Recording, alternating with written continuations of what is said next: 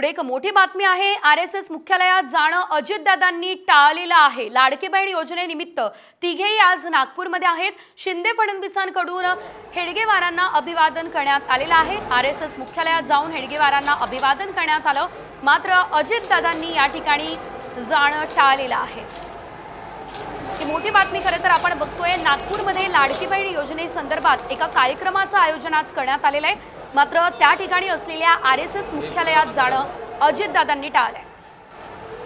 अधिकचे अपडेट आपण घेऊयात आमचे प्रतिनिधी पराग भोबळे यांच्याकडून। पराग, या घटनेसंदर्भात नेमकी काय अपडेट मिळते?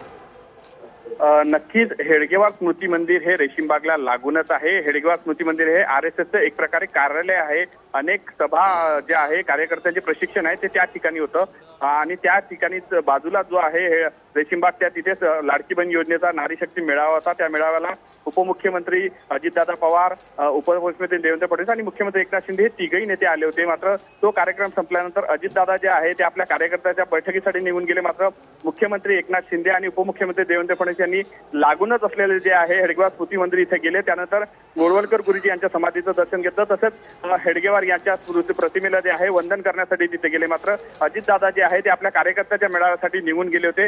विशेष म्हणजे सकाळी जेव्हा अजितदादा नागपुरात दाखल झाले त्यावेळी त्यांनी धन्यवाद दिलेल्या सर्व माहितीसाठी।